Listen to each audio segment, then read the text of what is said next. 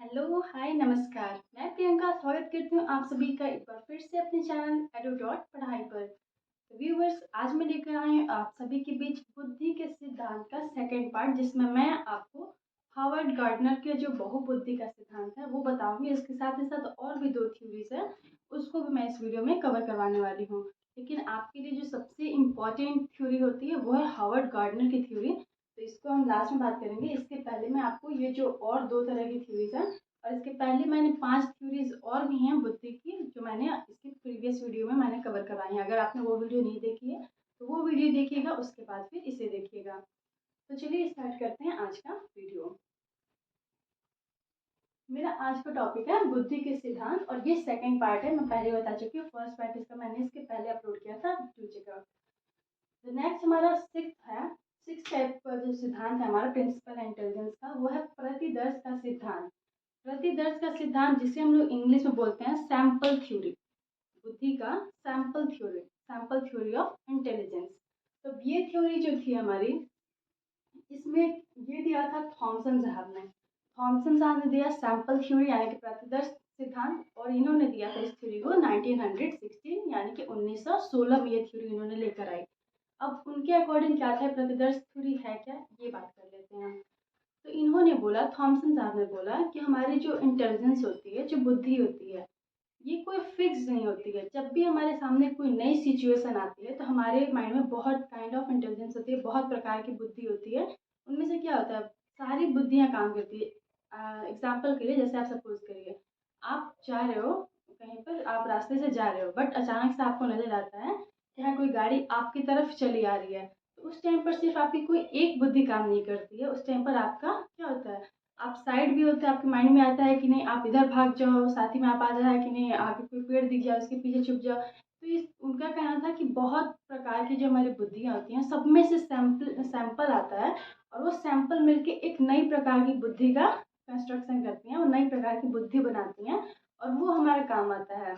तो इनका क्या कहने का मतलब था कि जब भी हमारे सामने कोई नई सिचुएशन आ जाएगी, जब भी हमारे सामने कोई नई सिचुएशन आती है, हमारे माइंड में क्या है, बहुत प्रकार की बुद्धि होती है। उन्होंने कोई नंबर नहीं दिया कि कितने प्रकार की बुद्धि होती है, सिर्फ उन्होंने इतना कहा कि बहुत प्रकार की बुद्धि होती है, और हर प्रकार में से थोड़ा थोड़ा सैंपल आता है, और वो सैंपल मिलकर क्या करते हैं, एक नई प्रकार की बुद्धि का जन्म करते हैं। एक नई प्रकार की बुद्धि हमारे अंदर डेवलप हो जाती है उस सिचुएशन से डील करने के लिए। तो ये इनका तो बहुत आसान हो गया, बहुत इजी हुआ। ये इजीली इन्होंने कुछ नंबर नहीं दिया बुद्धि का, जैसे इसके पहले स्पीयरमैन और ये लोगों ने एक तत्व, द्विकारक, ये सब बुद्धि दी थी। तो इन्होंने कोई तत्व नहीं बताया कि बुद्धि के कितने तत्व होते हैं। ये सिर्फ इतना बोलकर निकल लिए कि बहुत प्रकार की बुद्धि होती है, और हम हर नई सिचुएशन के लिए एक नई प्रकार की बुद्धि का जन्म होता है हमारे अंदर। तो ये इनका सिद्धांत ये हो गया कि इन्होंने बस ये बोल दिया कि हाँ, बहुत बहुत प्रकार की बुद्धि होती है। इन्होंने कोई नंबर नहीं बताया कि कितने तत्व होते हैं, कितने फैक्टर्स होते हैं, इन्होंने ऐसा कुछ भी जिक्र नहीं किया ना। अब नेक्स्ट हमारा सेवंथ, त्रिविमा, यानी कि जिसे हम इंग्लिश में 3D model of theory of intelligence बोलते हैं, और इसको हम एक दूसरे नाम से भी जानते हैं, वह बुद्धि संरचना का सिद्धांत, यानी कि कंस्ट्रक्शन, बुद्धि संरचना का सिद्धांत। अब ये 3D model 2D model, I hope आप सब समझते होंगे। जो 2 डायमेंशंस वाले होते हैं वो 2D होते हैं, और जो 3 डायमेंशनल फिगर्स होती हैं वो 3D होती हैं। तो इन्होंने दिया 3D डायमेंशन का सिद्धांत, और इसको देने वाले कौन थे, गिलफोर्ड साहब थे, और इन्होंने दिया इसे 1967 में। ये थ्योरी लेकर आए 3D मॉडल। अगर क्वेश्चन आता है कि 3D मॉडल ऑफ इंटेलिजेंस किसने दिया था, तो आपका आंसर होगा गिलफोर्ड ने दिया था। और कब दिया था, तो 1967 में इन्होंने 3D मॉडल ऑफ इंटेलिजेंस दिया था। अब बात करते हैं कि ये 3D जो इन्होंने दिया, उसमें वो 3D थे क्या, तीन अलग अलग डायमेंशन, तीन अलग अलग आयाम थे क्या इनके। तो इन्होंने बांटा बुद्धि को 3 टाइप्स के। कैसे, इन्होंने बोला 3 डायमेंशंस होते हैं बुद्धि के। पहला होता है ऑपरेशन, नेक्स्ट होता है सेकंड कंटेंट, और थर्ड होता है प्रोडक्ट। हिंदी में बात करें तो ऑपरेशन को हम बोलते हैं प्रक्रिया, या फिर सक्रिया, या फिर संचालन, ये कोई भी नाम आप देख सकते हो इसमें। नेक्स्ट है हमारा कंटेंट, कंटेंट को हम कहते हैं विषय वस्तु, और फिर हमारा प्रोडक्ट, प्रोडक्ट को हम कहते हैं उत्पाद। तो ये हो गया। अब इन्होंने क्या किया कि इन्होंने इन तीनों पार्ट के अंदर पांच पांच छह छह पार्टीशंस किए। इन्होंने बोला कि इसके अंदर इतने सारे फैक्टर्स होते हैं। अब इन्होंने जो ऑपरेशन बोला, ऑपरेशन के इन्होंने 6 पार्ट्स में बांटा। अब क्या है वो 6 पार्ट्स, तो चलिए देखते हैं। संज्ञान यानी कि एक्नॉलेज, यानी इनका कहना था कि जब भी हमारे सामने कोई प्रॉब्लम आती है, कोई परेशानी आती है, तो हम क्या करते हैं, उससे संज्ञान में लेते हैं, यानी कि एक्नॉलेज करते हैं। फिर हम क्या करते हैं नेक्स्ट, उसे स्मृति धारण। स्मृति धारण में अपने मेमोरी में उसे फीड करते हैं। जैसे कोई भी आपके सामने प्रॉब्लम आया तो सबसे पहले हम उससे संज्ञान लेते हैं, फिर उसे हम अपने मेमोरी में रखते हैं, स्मृति धारण। फिर स्मृति लेखन, यानी कि अपने माइंड में आप क्या करते हो, उसको बैठा लेते हो, लिख लेते हो अपने दिमाग में कि ये प्रॉब्लम है, क्योंकि हम स्मृति लेखन। फिर अभिसारी चिंतन, अब कन्वर्जेंट थिंकिंग हम इसे बोलते हैं। अभिसारी चिंतन क्या होता है, तो आप उस प्रॉब्लम के सॉल्यूशन के लिए कोई एक ही डायरेक्शन में सोच रहे हो। जैसे अगर आपको कोई परेशान कर रहा है तो आप क्या कर रहे हो, आप सोच रहे हो कि मैं भी उसे परेशान करूंगा। आप सिर्फ एक ही डायरेक्शन में सोच रहे हो कि वो सामने वाला इंसान मुझे परेशान कर रहा है तो मैं भी उसे परेशान करूंगा। आप सिर्फ एक डायरेक्शन में सोच रहे हो, जब तो ये होता है हमारा अभिसारी चिंतन, कोई एक ही डायरेक्शन में सोचना। नेक्स्ट है हमारा अपसारी चिंतन, यानी कि डाइवर्जेंट थिंकिंग। तो डाइवर्जेंट थिंकिंग क्या होती है, क्या बहुत सारे डायरेक्शंस में सोचना, आप एक ही डायरेक्शन में ही सोच रहे हो। जैसे मैंने एग्जांपल दिया था कि कोई आपको परेशान कर रहा है तो आप भी उसे परेशान करने की सोच रहे हो। अब इसमें क्या होगा, डाइवर्जेंट थिंकिंग में क्या होगा, आप इसके बहुत सारे सॉल्यूशंस खोजोगे कि वो बंदा मुझे परेशान कर रहा है तो मैं क्या क्या कर सकता हूँ, मैं उसे परेशान ही क्यों करूँ। ये भी तो सकता है कि मैं उसे समझा दूँ, ये भी हो सकता है मैं उसकी कंप्लेन कर दूँ। यहाँ पे आप बहुत डायरेक्शंस में सोचोगे उससे उस प्रॉब्लम से बाहर निकलने के लिए। आपके अभिसारी में था, कन्वर्जन में था कि आप सिर्फ एक डायरेक्शन में सोच रहे थे। नेक्स्ट आता है हमारा मूल्यांकन। अब मूल्यांकन, आपने जो डिसीजन लिया उसको आप इवोल्युएट करते हो कि आपने कहाँ तक सही डिसीजन लिया, कहाँ तक गलत डिसीजन लिया, तो ये हो जाता है हमारा मूल्यांकन। नेक्स्ट अब आते हैं हम अपने विषय वस्तु, यानी कि कंटेंट पर, कि उस जो आपकी प्रॉब्लम है उसकी उसके कंटेंट क्या हो सकता है। सबसे पहले इन्होंने बताया श्रव्य दृश्य। श्रव्य दृश्य यानी कि ऑडियो वीडियो। अब जो आपके सामने प्रॉब्लम है वो या तो देखने वाली होगी या तो सुनने वाली होगी, तो ये दृश्य श्रव्य हो गया। फिर उन्होंने बोला कि या फिर आकृतिक हो सकती है। आकृतिक मीन्स किसी इमेज फॉर्म में वो प्रॉब्लम हो सकती है। जैसे आपने रीजनिंग में देखा होगा इमेज वाले क्वेश्चंस आते हैं, तो वो क्या होगा, हमारे आकृतिक हैं। नेक्स्ट हमारा शाब्दिक, यानी कि वर्बल।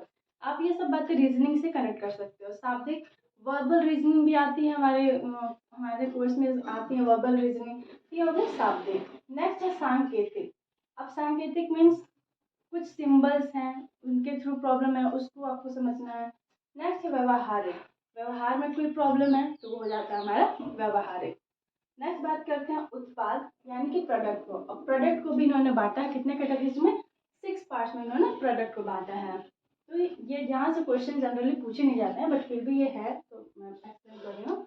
अब ये जो आपका प्रोडक्ट आया ये सबका, वो या तो इकाई में आ सकता है, यूनिट में आ सकता है, सेकेंड है वर्ग, स्क्वायर में आ सकता है, प्रणाली में आ सकता है, संबंध, निहितार्थ, रूपांतर। ये आपको लर्न नहीं करना है, ये सिर्फ आप एक बार देख लीजिए इसे। तो इन्होंने क्या किया, ये इन्होंने ऑपरेशन को बांटा था 6 पार्ट्स में, कंटेंट को इन्होंने बांटा 5 पार्ट्स में, और प्रोडक्ट को इन्होंने बांटा 6 पार्ट्स में। तो अगर हम इनको मल्टीप्लाई करते हैं तो 6 इंटू 5 इंटू 6, ये आएगा आपका 180। तो इनके अकॉर्डिंग 180 पार्ट्स हो गया।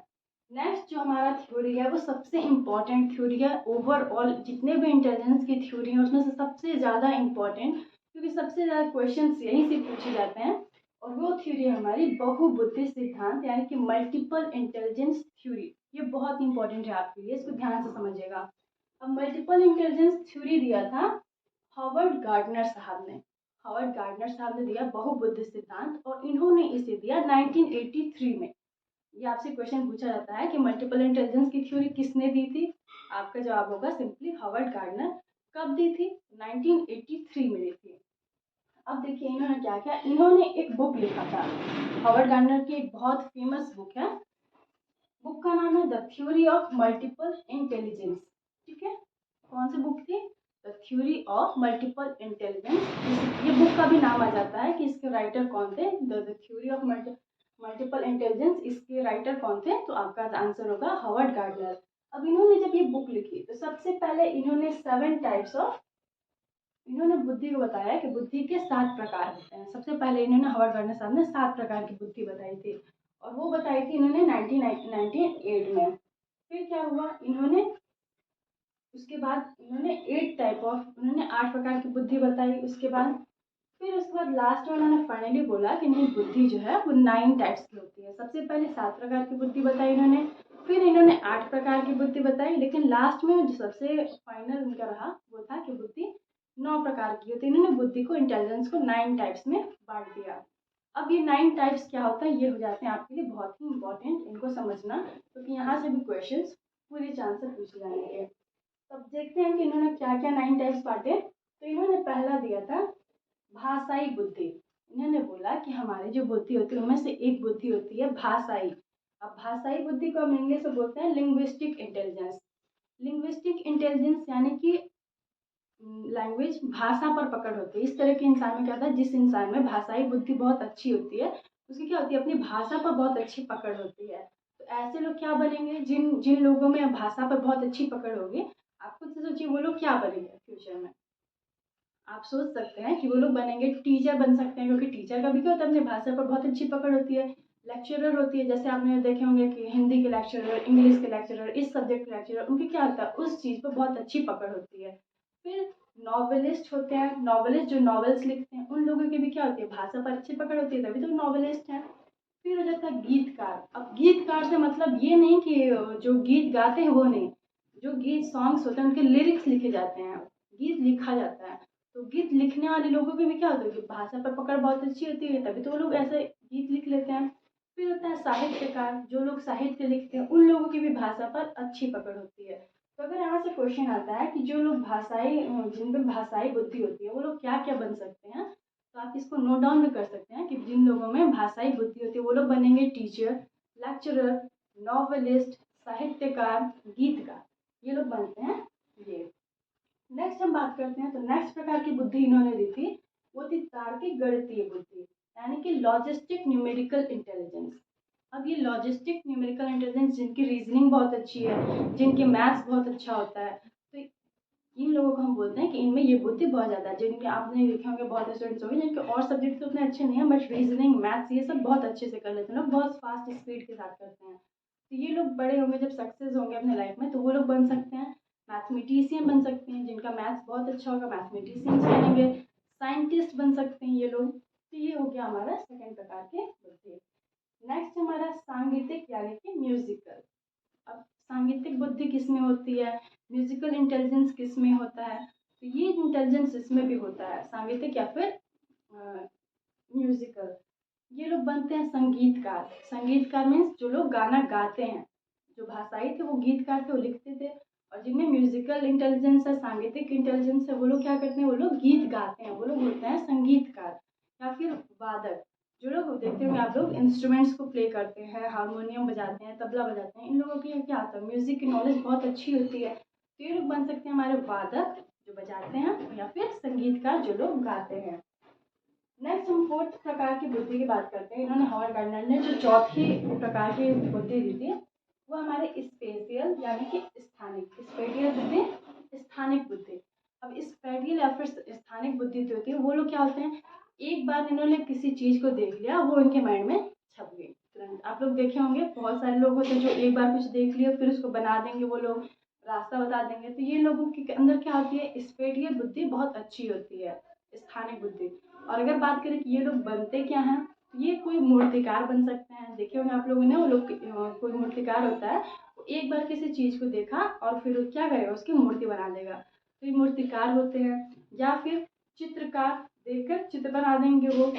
इंजीनियर, जो नक्शे बनाते हैं, क्या होते हैं, देखे होंगे आप लोग, इतना छोटा जगह है उसमें इंजीनियर्स आते हैं, फटाफट से नक्शा बना देते हैं, क्योंकि उनके माइंड में चीज़ें बिल्कुल छप चुकी हैं कि हाँ कहाँ पर क्या होगा, वो उसको इमेजिन कर लेते हैं कि हाँ यहाँ पर ये होगा, वहाँ पर होगा, और उसके अकॉर्डिंग क्या करते हैं, वो नक्शे बना देते हैं। घर बनाना होता है, इंजीनियर्स को हम लोग बुलाते हैं, और इंजीनियर्स क्या करते हैं, उसी इतने से स्पेस में ही कुछ बढ़िया सा नक्शा पास कर देते हैं और बना देते हैं। तो इंजीनियर में क्या होता है, स्पेशियल बुद्धि बहुत अच्छी होती है।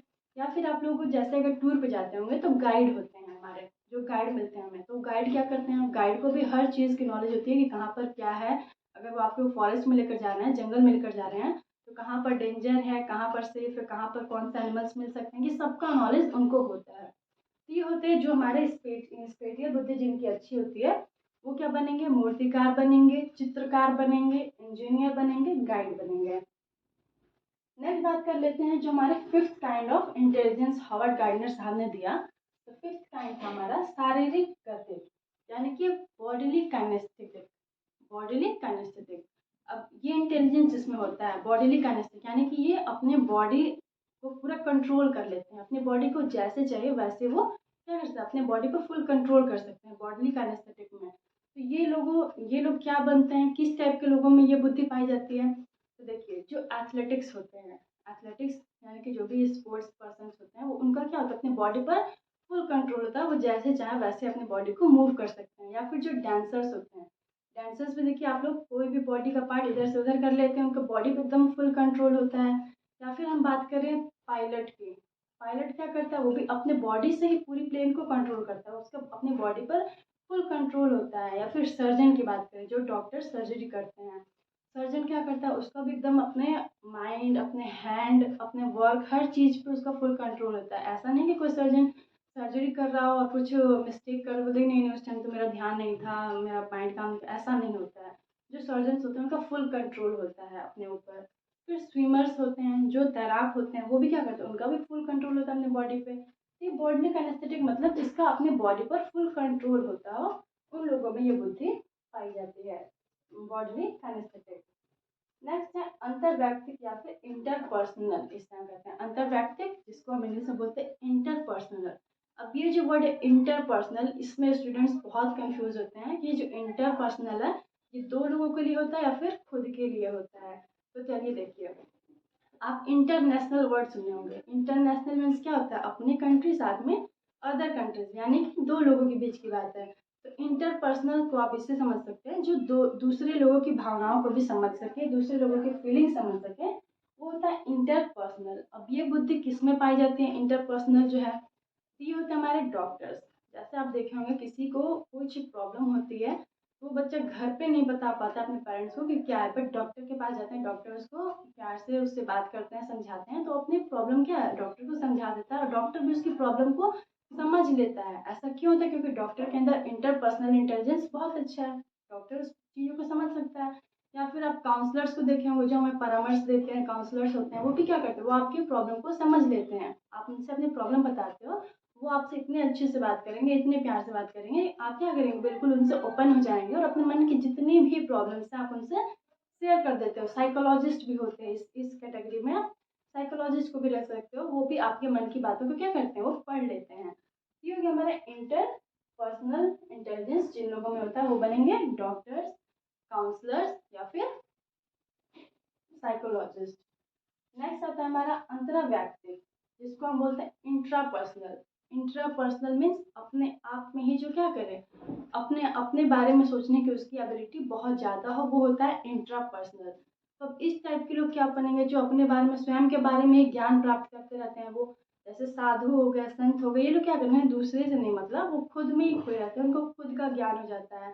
खुद जैसे गौतम बुद्ध थे, धर्म जैन थे, ये लोग क्या थे, खुद में अपना खुद को ज्ञान प्राप्ति करते थे ये लोग। तो ये लोग क्या थे, ये लोग इंट्रापर्सनल थे। साधु संत लोग इस बुद्धि के कैटेगरी में आते हैं कि वो लोग क्या। अब देखिए नेक्स्ट हमारा है एट टाइप ऑफ इंटेलिजेंस। तो एट टाइप ऑफ इंटेलिजेंस हमारा प्रकृतिवादी, जिसे हम इंग्लिश में बोलते हैं नेचुरलिस्टिक। अब प्रकृतिवादी नाम से ही आपको समझ में आ रहा है नेचुरलिस्टिक से कि जो नेचर से रिलेटेड हो। तो ये जो लोग होते हैं ये नेचर के बहुत क्लोज होते हैं, इस टाइप की इंटेलिजेंस जिसमें होती है वो लोग नेचर से बहुत जुड़े होते हैं। अब नेचर से जुड़े होते हैं तो आप इसमें किसको रख सकते हो, किसान को रख सकते हो। फार्मर्स जो होते हैं वो भी तो नेचर से जुड़े हुए हैं, कब कब कौन सी फसल बोनी है, कैसे उसको सिंचाई करनी है, कब पानी देना है, कब बुआई करना है, कब गुड़ाई करना है, ये सब की नॉलेज उनको होती है। तो किसान हमारे हो जाएंगे इस कैटेगरी में। या फिर जो बॉटनिक होते हैं, जैव वैज्ञानिक, तो वो भी क्या होंगे, इस कैटेगरी में आ जाएंगे, हमारे नेचुरलिस्टिक में आ जाएंगे। नेक्स्ट है हमारा नाइन्थ टाइप ऑफ इंटेलिजेंस, क्या होता है, तो उसको हम लोग बोलते हैं अस्तित्ववादी। अस्तित्ववादी यानी कि एग्जिस्टेंशियल इंटेलिजेंस, अस्तित्ववादी बुद्धि। अब ये क्या होता है, ये भी जो लोग को बहुत डीप नॉलेज हो जाता है वो लोग क्या बन जाते हैं, दार्शनिक बन जाते हैं, फिलोसफर हो जाते हैं, या फिर चिंतक, जो चिंतन करते रहते हैं अपने आप में ही। तो ये होता है हमारा एग्जिस्टेंशियल यानी कि अस्तित्ववादी बुद्धि। तो ये थी 9 टाइप्स ऑफ इंटेलिजेंस जो हॉवर्ड गार्डनर की थी। अब कौन कौन से इंटेलिजेंस, एक बार फिर से इसको हम क्विक रिवाइज करते हैं। भाषाई, तार्किक, गणितीय, सांगीतिक, स्पेटियल, शारीरिक गति, अंतर्वैयक्तिक, अंतरावैयक्तिक, प्रकृतिवादी, अस्तित्ववादी। ये हमारे 9 टाइप्स ऑफ इंटेलिजेंस। इसको मैंने जैसे जैसे बताया आप क्या करेंगे, नोट डाउन करेंगे 9 टाइप्स ऑफ बुद्धि क्या क्या होती हैं। उसके आगे आप लिख लोगे कौन क्या बनेगा, जिसमें ये बुद्धि हो कि वो क्या बनेगा, जिसमें ये बुद्धि हो कि वो क्या बनेगा। तो ये नोट्स आपको बहुत हेल्प देंगे। तो आई होप मैंने अभी तक जितना समझाया आपको समझ आया होगा। अगर आपको मेरी वीडियो अच्छी लगी हो, थोड़ा भी समझ आया, कुछ हेल्प मिली हो, please do like share and subscribe the channel. Thank you so much watching. Bye bye.